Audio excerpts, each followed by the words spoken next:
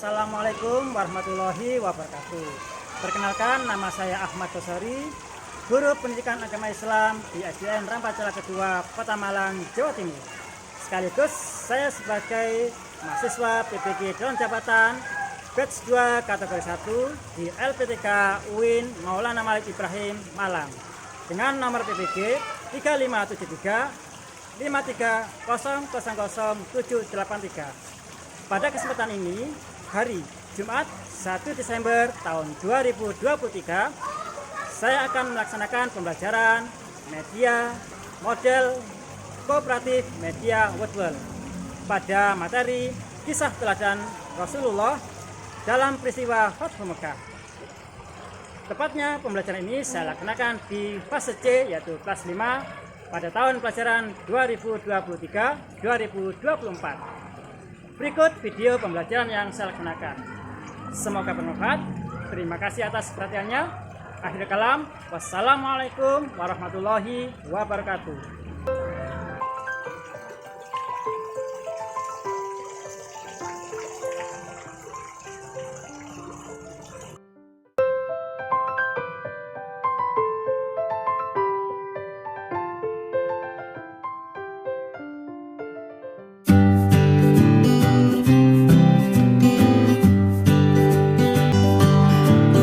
Assalamualaikum anak soleh soleha.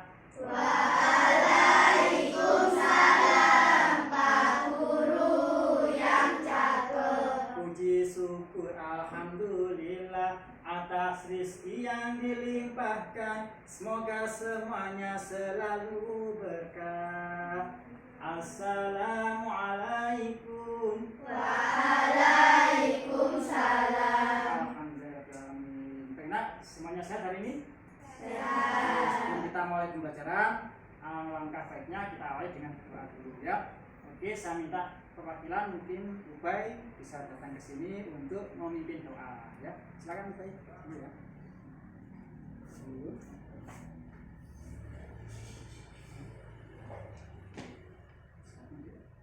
Siap-siap untuk kerja. Tundukkan kepala serta mulai.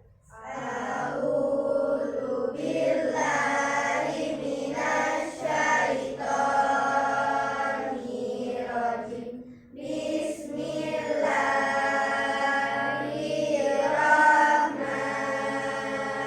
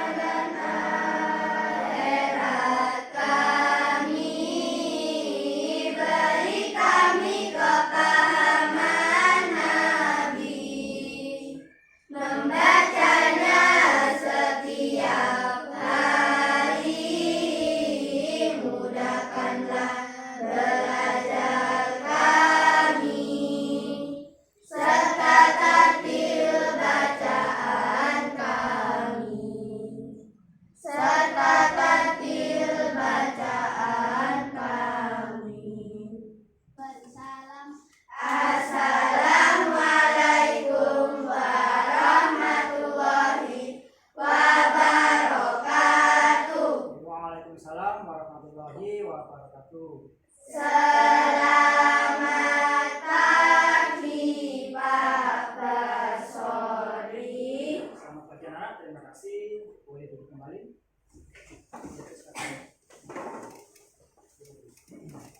Sekarang saya ingin tahu dulu ya, saya ingin cek kehadiran kalian ya, apakah lengkap, apakah ada yang tidak hadir pada hari ini.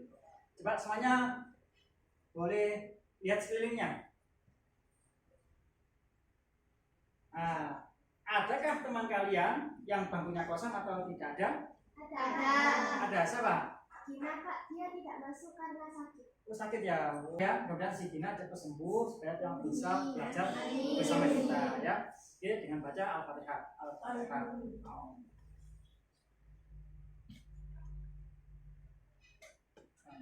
Oke, terima kasih ya. Baik, itu ya. Hanya Gina ada lagi. Tidak ada ya. Nanti cuma Gina saja. Semangatmu. Ini semangatku. Mana semangatmu? Ini semangatku. Tepuk semangat. Semangat. Sekali lagi. Tepuk semangat.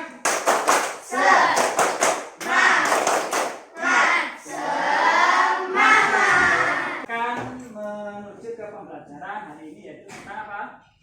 Nabi Muhammad pada peristiwa Fathu Mekah ya. Fathu Mekah itu nanti akan kita sampaikan di pembelajaran kali ini. Nah, sebelum kita belajar tentang kisah teladan Nabi ya, terutama Nabi kita Nabi Muhammad, kita harus tahu dulu tujuannya apa ya. Nah, tujuan yang pertama nanti ya setelah kali kemudian apa PPT atau PowerPoint yang akan ditampilkan di layar nanti ya. Terus kemudian tanya jawab, kemudian bermain media webel ya dengan menggunakan Chromebook nanti ya. Nah, satu, coba baca sama-sama. Menyimpulkan Sebab terjadinya Fathu Mekah dengan benar. yang kedua, Menemukan perilaku terpuji dalam peristiwa Fathu Mekah dengan benar. yang terakhir, Menguraikan hikmah dari peristiwa Fathu Mekah dengan tepat. ya yang pertama, kedua, ketiga, insya Allah pasti bisa ya. Sebuah gambar ya, sebuah gambar yang tidak asing, pasti semua tahu ya, anak kecil pun tahu. Ini gambar apa pasti tahu. Sekarang yang menjadi pertanyaan ya, apa yang kita ya tentang gambar di samping? Kan? Tempat tanah suci. Ya, siapa lagi? Kata kelahiran Nabi Ya, Muhammad. tahu. Kota suci. Kita suci, ada lagi ya? Coba, kasih jawab, Apa deh? Tempat yang ramai orang kunjungi. Ya, tempat yang ramai orang kunjungi, betul ya? Oke, jadi kesan kalian untuk menjawab pertanyaan kedua. Angkat tangan. Ya, Martin. Tempat yang suci dan kota. Ya. Pada umat muslim yang ingin berikut ke sana. Ya. Karena termasuk rukun Islam kelima. Ya, bagus sekali ya. Kenapa? Ibadah haji merupakan rukun Islam yang kelima, ya wajib bagi yang mampu. Gitu.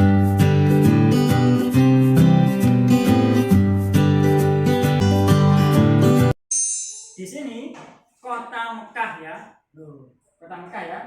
Ini merupakan kota kelahiran sang teladan Nabi Muhammad, tempat sangat istimewa.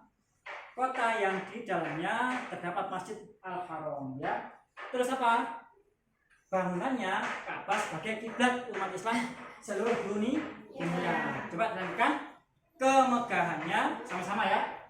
Kemegahannya karena setiap Manusia yang datang ke sana memiliki segala cerita. keberadaan kota Mekah Dan sama dengan saat perjalanan Rasulullah. dulu Mekah Sebuah tempat yang kudus, Mekah.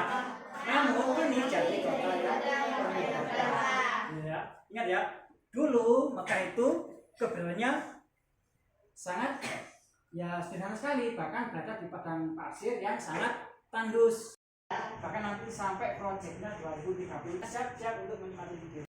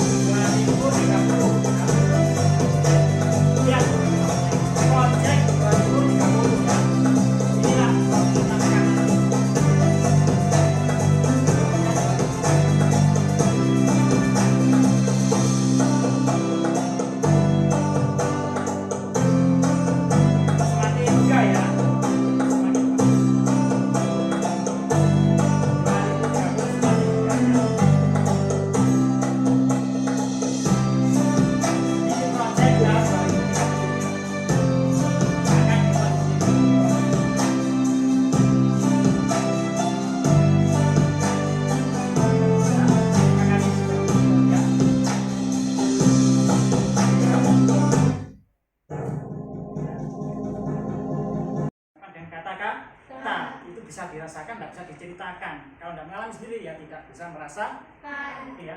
Jadi itulah kota Mekah. Setelah kita lihat, ternyata itu sebuah tempat yang sangat istimewa ya. Mudah-mudahan selalu dalam perlindungan Allah kita bisa berkunjung ke sana ya.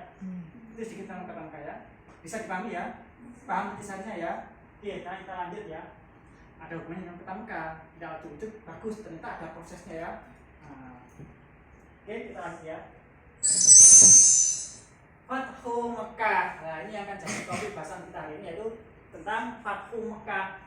Apa ya Fathu Mekah itu? Kalian perhatikan dulu penjelasannya yang ada di layar. Apa sih Fathu Mekah itu? Nah, saya beri waktu 1 menit untuk memahami keterangan yang ada di layar ya.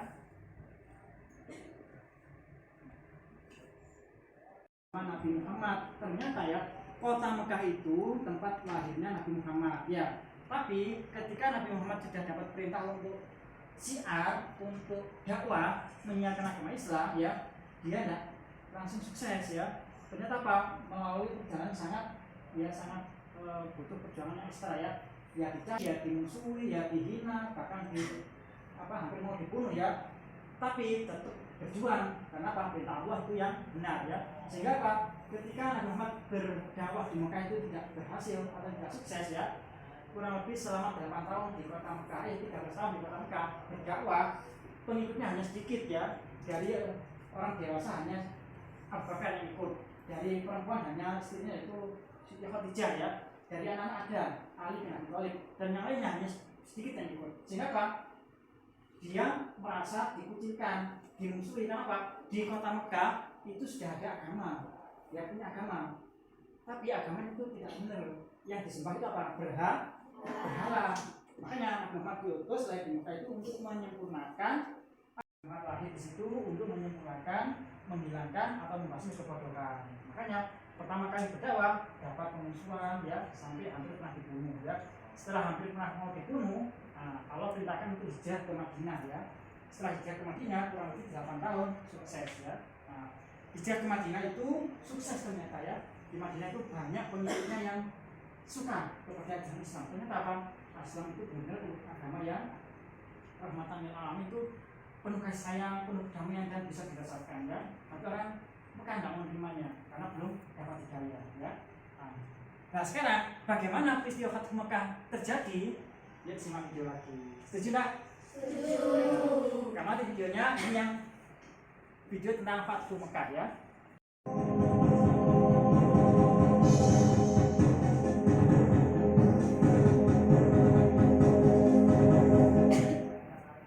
Fathu Mekah, pembebasan kota Mekah.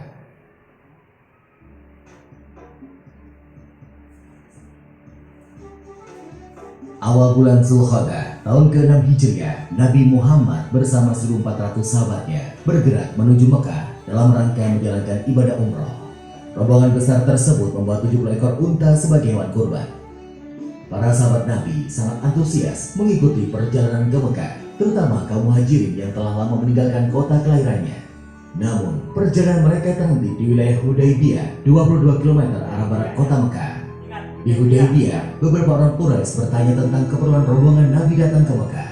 Utusan Nabi Muhammad menjelaskan bahwa kedatangan mereka bukan dalam rangka penyerbuan, tetapi untuk menjalankan ibadah umroh, menyembelih kurban, dan setelah para pemimpin Mekah dan menjelaskan tujuan kedatangan mereka.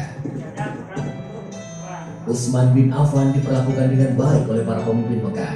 Bahkan, para pemimpin Mekah mengizinkan Utsman untuk melakukan tawaf di Ka'bah. Tapi tanpa Nabi Muhammad dan para sahabatnya, Utsman menolak tawaran tersebut. Para pemimpin Mekah tetap menolak kedatangan Nabi Muhammad dan para sahabatnya. Oleh karena itu, dilakukan perundingan antara kaum muslim dan Quraisy Mekah.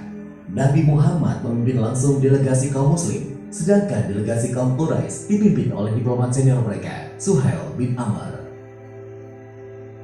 Perundingan yang berjalan alot tersebut akhirnya menghasilkan beberapa kesepakatan yang isinya, pertama, gencatan senjata antara kaum muslim dan Quraisy Mekah selama 10 tahun. Tidak akan ada tindakan buruk maupun permusuhan dari kedua belah pihak. Kedua, jika ada yang datang kepada Muhammad tanpa izin keluarganya, maka dia harus dikembalikan. Dan jika ada muslim yang datang kepada kaum Quraisy, maka dia tidak akan dikembalikan. Ketiga, dibebaskan kepada seluruh klan yang ada di Arab untuk menjalin kerjasama kepada kaum masuki Mekah. Pada tahun berikutnya, kaum muslim baru diizinkan masuk Mekah selama 3 hari dan hanya boleh bersenjatakan pedang tanpa diunus. Kelima, perjanjian antara kaum muslim dan Quraisy Mekah didasari ketulusan dan kesediaan untuk melaksanakannya tanpa penipuan dan penyelewengan. Kesepakatan yang dikenal sebagai perjanjian Hudaybiyah tersebut dibuat rangkap 2, masing-masing untuk kaum muslim dan kaum Quraisy Mekah. Isi perjanjian yang dianggap merugikan pihak muslim itu membuat para sahabat keberatan. Namun, Nabi Muhammad berhasil meyakinkan para sahabatnya bahwa perjanjian tersebut sebenarnya sangat menguntungkan kaum muslimin. Setelah sekitar 20 hari berada di Hudaybiyah, Nabi Muhammad dan para sahabatnya kembali ke Madinah. Dalam perkembangannya, seperti yang tercantum dalam isi perjanjian, 2 suku yang saling berperang, yaitu suku Khuza'ah dan suku Bakar, menjatuhkan pilihan mereka. Suku Khuza'ah bergabung ke kaum muslim, sedangkan suku Bakar bergabung ke Quraisy. Mengikuti isi perjanjian Hudaybiyah, suku Khuza'ah dan suku Bakar juga melakukan gencatan senjata. Meskipun sepintas perjanjian Hudaybiyah merugikan kaum muslim, namun secara diplomasi, Nabi Muhammad meraih kemenangan politik melalui perjanjian tersebut. Kaum muslim diakui eksistensinya dan Islam diakui sebagai agama resmi di Jazirah Arab. Selain itu, kaum Quraisy Mekah juga mengakui Madinah sebagai sebuah negara. Perjanjian Hudaybiyah ternyata tidak berjalan sebagaimana mestinya. Ketika pihak Quraisy melakukan pelanggaran, suku Bakar melakukan penyergapan terhadap suku Khuza'ah di sebuah oasis. Penyergapan tersebut dibantu oleh Quraisy Mekah. Pelanggaran perjanjian Hudaybiyah membuat Nabi Muhammad dan para sahabatnya mengambil keputusan penting menyerbu Mekah. Sedangkan di Mekah, para pemimpin Quraisy yang menyadari pihaknya telah melakukan pelanggaran mengirim Abu Sufyan ke Madinah untuk melakukan diplomasi. Di Madinah, Abu Sufyan menemui Nabi Muhammad dan memberikan penjelasan panjang lebar. Namun, Nabi Muhammad tidak ke Mekah. Setelah bertahun-tahun, jumlah pengikut Nabi Muhammad semakin besar. Kali ini, 10.000 pasukan muslim dengan persenjataan lengkap telah bersiap menuju Mekah. Parade panjang 10.000 pasukan muslim memulai perjalanannya ke Mekah. Kali ini, pasukan muslim akan melaksanakan misi yang sangat menentukan, yaitu Fathu Mekah atau pembebasan kota Mekah dari tangan kaum Quraisy. Para pemimpin Mekah sama sekali tidak menduga kekuatan pasukan penduduk Mekah dan melarang pasukannya melakukan pertumpahan darah. Hari itu, 17 Ramadan tahun ke-8 Hijriah, Mekah berhasil dibebaskan dari kekuasaan kaum Quraisy Mekah. Saat itu juga, berhala-berhala yang berada di sekitar Ka'bah dihancurkan. Pembebasan kota Mekah menjadi tonggak sejarah, tidak hanya di Jazirah Arab, tetapi juga di seluruh dunia. Nabi Muhammad tampil sebagai pemimpin yang memberikan contoh bagaimana sebuah menaklukkan pusat kekuasaan musuh tanpa pertumpahan darah, sekaligus tanpa pembalasan dendam. Dalam tradisi Arab, dia yang kalah akan menunggu giliran untuk diekskomunikasi.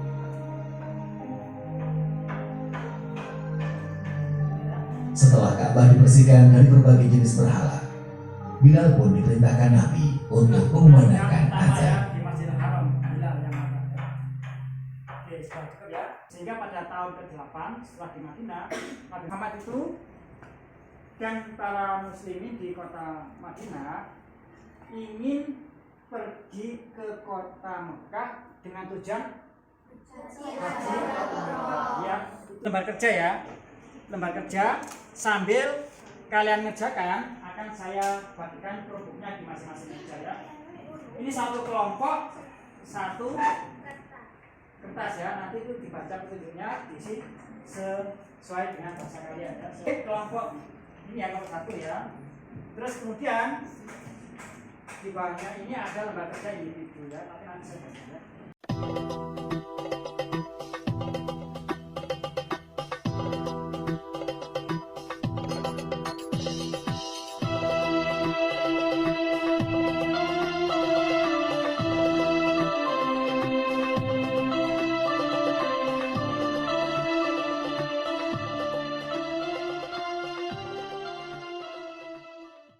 Langsung start.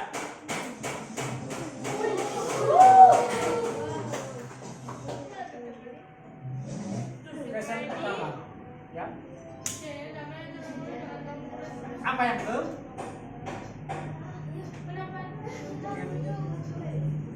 Coba.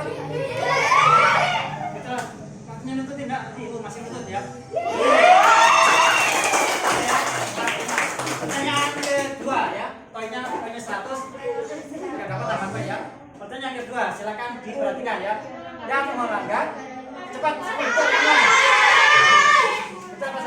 Buktikan. Betul. Ya. Pertanyaan ke-6 ya. Coba, buktikan betul salah. Berapa poinnya?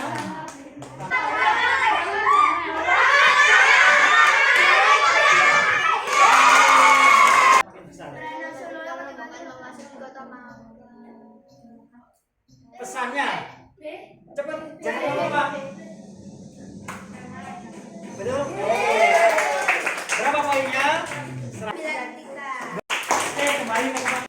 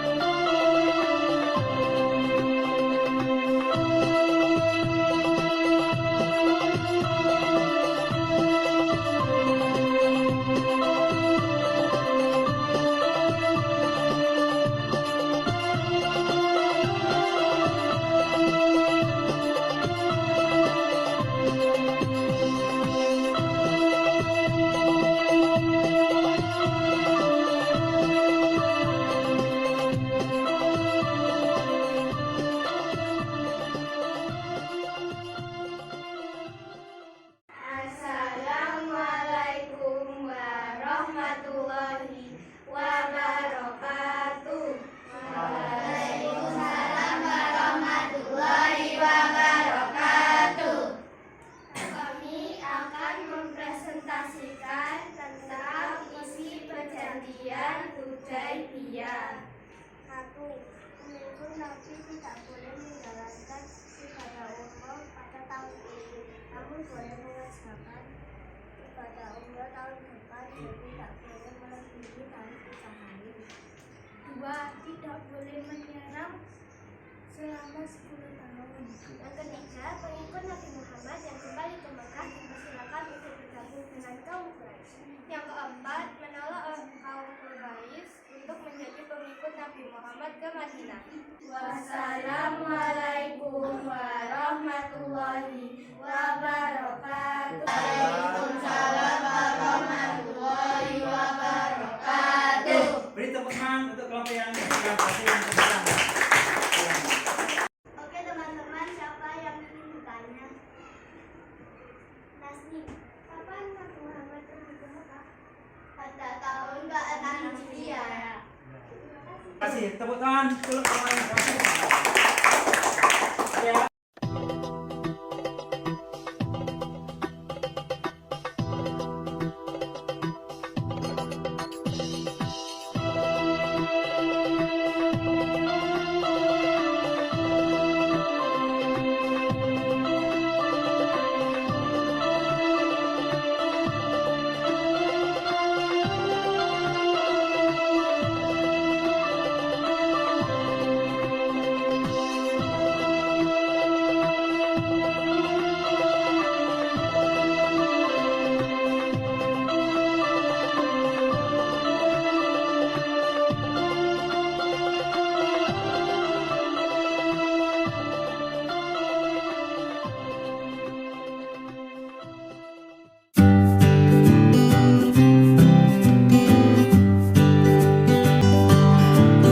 Setelah belajar, nanti apa? Bisa meneladani Nabi Muhammad. Pertama apa? Menepati janji. Ya, itu yang kita contoh. Kedua, menebar kasih sayang. Ketiga, rendah hati. Keempat, Islam agama yang sempurna. Ya, itu kesimpulannya pada hari ini. Setelah kesimpulan, nah ini ada pesan moral. Sesungguhnya orang yang kuat adalah bukan orang yang mampu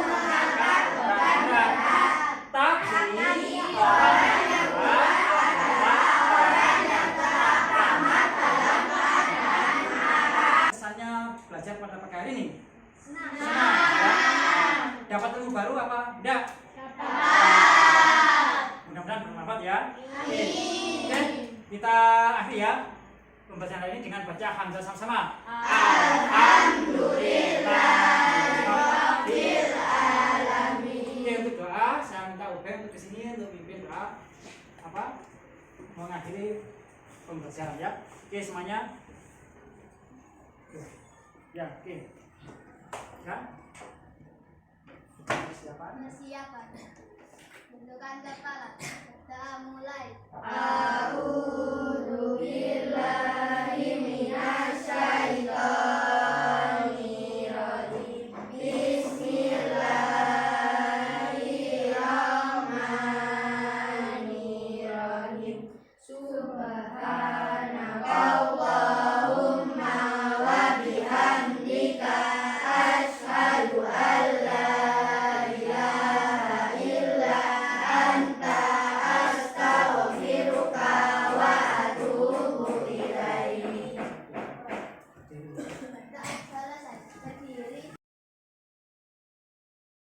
Dalam